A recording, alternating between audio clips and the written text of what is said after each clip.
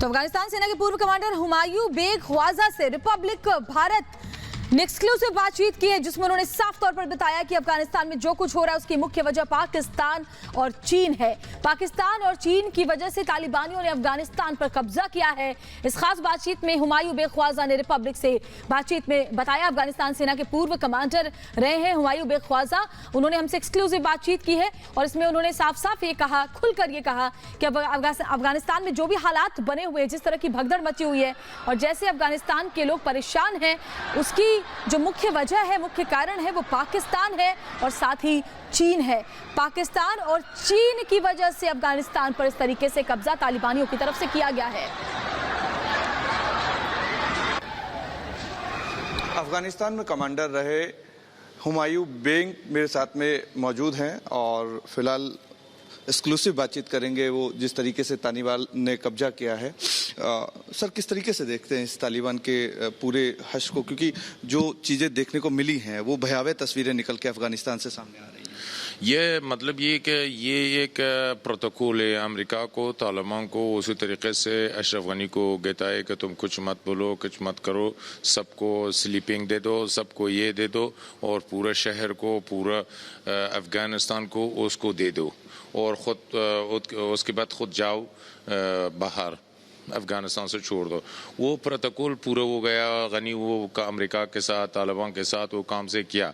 वो जो जगह थे वो पहले तालिबान 20 साल 25 साल मुकाबला किया, वो जगह से अभी तक सामने से नहीं आएगा।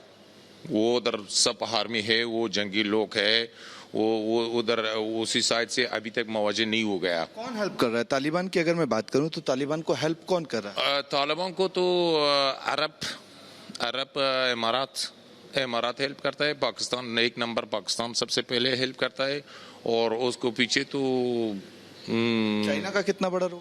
चाइना भी हेल्प करता है मेरे सोच में, क्योंकि चाइना बोलता है कि अभी तक तालिबान अफगानिस्तान से पकड़ ले लिया, मेरा का शौक है वो उसको मुलाकात करेगा, यानी वो उसके जान पहचान के लिए बात चल रही मतलब।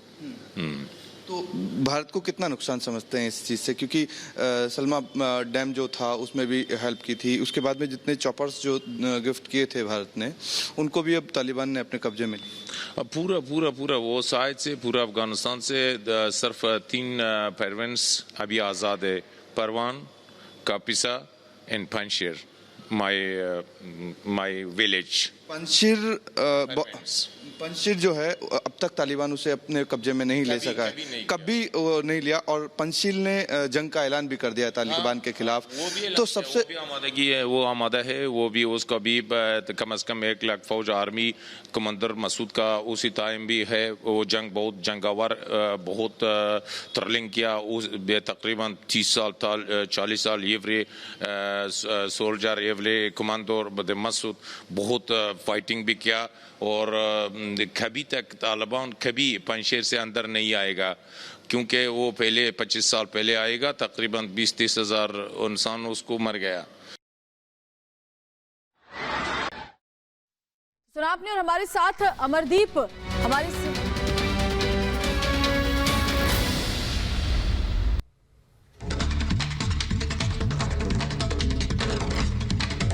तो मिशन जिंदगी जारी है, एक के बाद एक तस्वीरें सामने आ रही हैं।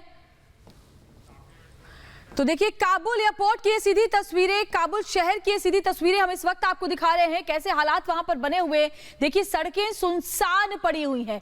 काबुल जो सबसे बड़ा शहर है, सबसे बड़ा प्रांत है अफगानिस्तान का, और ये तस्वीरें बताती हैं कि कैसे वहां पर इस वक्त हालात इतने खराब हो चले हैं कि जहां एयरपोर्ट के अंदर लोगों की भगदड़ नजर आ रही थी, वहीं बाहर में सड़कें सुनसान पड़ी हुई हैं। और काबुल एयरपोर्ट की ये तस्वीरें, जहां अमेरिकी सेना ने एयरपोर्ट को जब अपने हाथ में ले लिया है, उसके बाद लोगों को रनवे से हटाया है ताकि विमानों का परिचालन सही तरीके से हो पाए।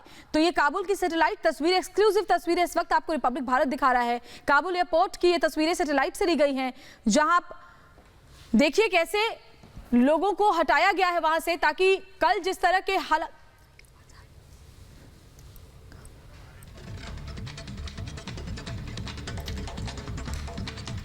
और ये देखिए काबुल की सैटेलाइट तस्वीरें। इस वक्त हमारे साथ मेजर गौरव आर्या भी लगातार जुड़े हुए हैं। मेजर गौरव आर्या, तस्वीरें ये बताती हैं कि हालात कितने भयावह हो चले हैं। सैटेलाइट के जरिए तस्वीरें जो दिखाई दे रही हैं उसमें साफ देखा जा सकता है कि लोगों के अंदर डर और वहां से निकलने की जद्दोजहद अभी भी कायम है। जी बिल्कुल, सैटेलाइट की इमेजेस साफ साफ दिखा रही हैं कि वहाँ पे देखिए लोग किस तरीके से प्लेन के आसपास ही हैं और कई सौ लोगों की भीड़ है, अगर हजारों की नहीं, मैं ठीक से नहीं देख पा रहा इमेजेस को, लेकिन एक खास टारमैक में 3 जहाज हैं और उसके उल्टी तरफ 4 जहाज दिखाई दे रहे हैं और वहाँ पे पार्क भी और लोगों की भीड़ उसके आसपास है और लोग इस कोशिश में हैं कि अगर कुछ मौका मिले तो यहाँ पे निकल लें और अफगानिस्तान से निकल लें, वहाँ से दूर हो जाएं।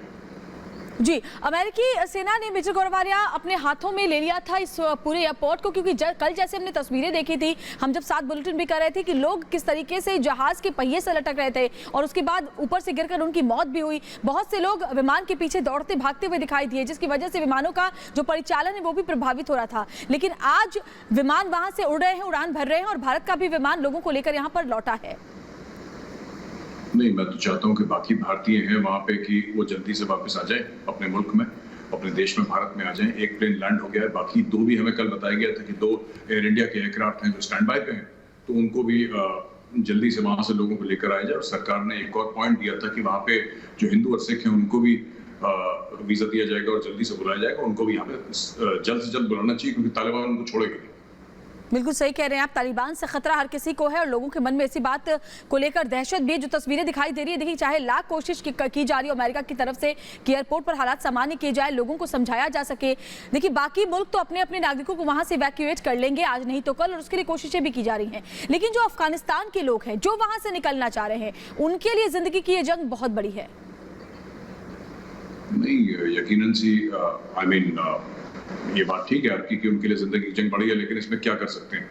या तो सारे लोग मिलकर बोले, सारे मुल्क मिलकर बोले कि हम एक्सेप्ट करेंगे रेफ्यूजीज, और सिर्फ वो नहीं जिनके साथ इनका बॉर्डर मिलता है, और अगर दीगर मुल्क भी बोले कि सब हम लेंगे, कोई 50,000 ले, कोई 1 लाख ले, कोई 10,000 ले, अपनी अपनी हैसियत के हिसाब से मुल्क लें, तब तो बात बनेगी। सिर्फ ये मीडिया पे बात करना कि साहब इन रेफ्यूजीज का क्या होगा, तो फिर वो जो उनकी किस्मत होगी वो होगा।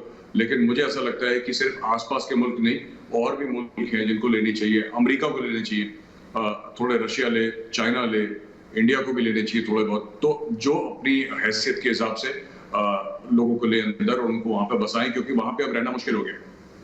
बिल्कुल सही कह रहे हैं आप, चाइना ले, क्योंकि चाइना ने तो पहले भी कहा है कि हम तो मान्यता देने को तैयार हैं। चाइना और पाकिस्तान ने साथ भी दिया है, तो बेहतर यही है कि चाइना और पाकिस्तान अब इन जो लोग वहां से निकलना चाह रहे हैं उनको अपने यहाँ शरण दे। नहीं बिल्कुल, और पाकिस्तान में ऑलरेडी हैं तकरीबन करीब 50 लाख, 40 से लेकर 50 लाख शरणार्थी ऑलरेडी अफगान हैं पाकिस्तान के अंदर। पर क्योंकि पाकिस्तान को बहुत इंटरेस्ट है अफगानिस्तान में, और पाकिस्तान ने हर समय बात करी थी अफगानिस्तान की स्ट्रेटेजिक डेप्थ की, तो मुझे लगता है कि पाकिस्तान में और स्कोप है रेफ्यूजीज लेने का। आई थिंक करीब 50 लाख से 60 लाख रेफ्यूजीज और ले सकता है पाकिस्तान को अपने बॉर्डर खोलने चाहिए। फिलहाल उन्होंने बॉर्डर बंद कर रखे, लेकिन पाकिस्तान को चाहिए और कि अपने बॉर्डर्स खोले और जितने भी अफगान रेफ्यूजीज आना चाहते हैं पाकिस्तान उनको लें। जी बिल्कुल सर, आप बने रहे हमारे साथ। आप भी लगातार अफगानिस्तान पे जिस तरह के हालात है उस पर जानकारी दर्शकों तक हमारे सीनियर कंसल्टिंग एडिटर मेजर गौरव आर्या लगातार पिछले 2-3 दिन से पहुंचा रहे हैं हर अपडेट। सबसे पहले हमारे साथ लगातार बने हुए हैं सलोनी मेरे साथ न्यूज रूम से जुड़ी हुई है। सलोनी, एक के बाद एक जो तस्वीरें अफगानिस्तान से सामने आ रही है वो बताती है कि वहां की स्थिति किस तरीके की है। सैटेलाइट से जो तस्वीरें नजर आ रही है उसमें भी साफ देखा जा सकता है कि लोग कैसे वहां से निकलने के लिए कुछ भी कर गुजरने को तैयार हैं। देखिए, क्योंकि जनता बदहवास है, उसे समझ नहीं आ रहा कि वो क्या करे। सैटेलाइट से भी जब आप तस्वीरों को देखेंगे तो उसमें लोगों की भीड़ नजर आ रही है, सड़कों पर लोग नजर आ रहे हैं, क्योंकि उन्हें अपनी सरकार, अपना देश दिशाहीन होता दिखाई दे रहा है। भविष्य क्या है ये तय नहीं है। जो तालिबान याद करते हैं 1996 से 2001 का, वो दहशत में है। उन्होंने वो दौर देखा है जब उन्हें मुश्किल हालातों का सामना करना पड़ा, जब उन्हें समझ नहीं आया कि आखिर उनके अधिकार, जो मानव अधिकार होते हैं, जो एक जीने की इच्छा होती है, वो कहीं ना कहीं खत्म कर दी थी उस वक्त तालिबान में। ऐसी दहशत थी, ऐसा डर था, ऐसा खौफ था तालिबान का। सड़कों पर वो सजा देते थे और सूली पर भी चढ़ा देते थे और दिखाते भी थे कि किस तरह की सजा देंगे। तो वो जो दौर था, वो सोचकर, वो दौर याद करके लोगों की रूह कांप जा रही है। और यही वजह है कि सड़कों पर भीड़ नजर आ रही है। लोग समझ नहीं पा रहे हैं कि आखिर उन्हें करना क्या है। वो कैसे भी इस देश से निकलना चाहते हैं और आगे बढ़ना चाहते हैं कि यहाँ से कैसे भी वो बाहर जाए, लेकिन उनके पास ऑप्शन नहीं है। श्वेता, हमने देखा एयरपोर्ट पर किस तरह से एक विमान में चढ़ने के लिए लोग सर पे एक दूसरे के पैर रखकर आगे बढ़ना चाहते थे, कैसे एक सीट सुनिश्चित करना चाहते थे कि उन्हें विमान में एक जगह मिल जाए। आपने वो अभी तस्वीरें दिखाई थी थोड़ी देर पहले श्वेता, जब यूएस का जो एयरक्राफ्ट जा रहा था, 134 लोगों की सीटिंग होती है उस एयरक्राफ्ट में श्वेता, लेकिन उस एयरक्राफ्ट में इतने लोग थे कि आपको तिल रखने की जगह नहीं थी, क्योंकि लोग वहां से निकलना चाहते थे। अफगानी नागरिक भी चाहते हैं कि आखिर वो उनका भविष्य क्या होगा वो समझें, लेकिन क्या तालिबान अब तय करेगा कि उनका भविष्य कैसा रहने वाला है? क्या तालिबान सरकार चलाएगा? क्या ये उसी तरह की सरकार होगी जो 1996 के दौर में रही थी? क्या ये वही तालिबान है जो उस समय टीवी देखने पर सजा देता था, जो उस समय चोरी करने पर अंग काट देता था? ये वही तालिबान है श्वेता, और यही डर लोगों के मन में, यही खौफ है, और वही खौफ आज सड़कों पर लोगों को दौड़ने पर मजबूर कर रहा है। लगातार इस बड़ी खबर पर हम बने हुए तस्वीरें भी हम दिखाते रहेंगे। रुक रहे हैं बहुत थोड़ी देर के लिए, कहीं मत जाइए, क्योंकि लगातार रिपब्लिक भारत पर बड़ी कवरेज